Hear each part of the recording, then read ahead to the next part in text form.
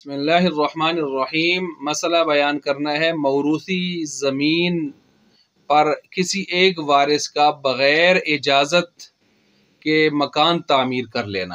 یعنی کبھی ایسے ہوتا ہے کہ ایک زمین اراضی بہت سارے وارث بھائی ہیں، ان کے کھاتے میں آئی ہے لیکن ابھی تقسیم نہیں ہوئی، اور ان بھائیوں میں سے ایک بھائی اٹھتا ہے اور زمین پر کوئی مکان بنا لیتا ہے، تو بعد میں پھر ان کی تقسیم کا عمل ہوتا ہے۔ تو اب اس مکان کا کیا کیا جائے گا؟ یہ عمومی طور پر یہ مسئلہ پیش آتا ہے۔ اس کا جواب یہ ہے کہ تقسیم کے وقت اگر باہمی اتفاق رائے سے کوئی مصالحت ہو جائے تو وہ بہت اچھی بات ہے، لیکن اگر نہ ہو سکے اس طرح تو پھر ممکن ہو تو تقسیم اس ترتیب سے ہو جائے کہ جس بھائی نے یہ مکان بنایا ہے زمین کا جو حصہ جتنے بھائیوں کا آ رہا ہے، اس کا جو حصہ ہے ہو سکے تو یہ مکان والا حصہ اس کو دے دیا جائے۔ یعنی اگر 8 بھائی ہیں، 8 کنال زمین ہے، تو ہر بھائی کو کنال آ رہی ہے، تو پھر اس طرح کیا جائے، اس بھائی کو وہ کنال دیا جائے جس میں اس کا مکان بنا ہوا ہے، مسئلہ یہ حل ہو جائے گا۔ اگر اس طرح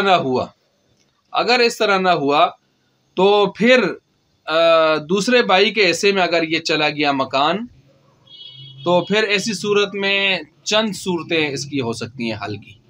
نمبر 1، مکان کی جو موجودہ پوزیشن ہے، اس ملبے کی قیمت لگائی جائے گی۔ اس ملبے کی جو قیمت بنتی ہے یہ لگائی جائے گی، اور جس کے حصے میں وہ مکان گیا ہے وہ بھائی اس کو کیا دے دے؟ اس کے پیسے دے دے۔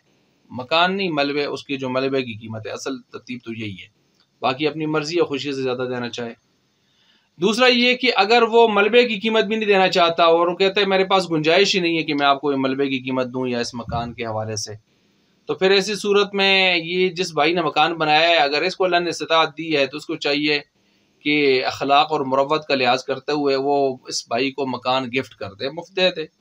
اگر یہ صورت بھی نہیں بن سکتی تو پھر ایسی صورت میں ظاہر بات ہے اس بھائی کے حصے میں وہ زمین آئی ہے، اس نے اپنی کوئی کاشت کرنی ہے یا مکان بنانا ہے، تو وہ اس کو کہہ سکتا ہے اس بھائی کو کہ آپ اپنا مکان یہاں سے اٹھوائیں فلاں اتنے تاریخ تک، نہیں تو اس کے بعد جو ہے اس کو پھر توڑ دیا جائے گا، اور قابل استعمال میٹیریل آپ بے شک لے کے چلے جائیں، باقی ملبہ پڑا رہے گا۔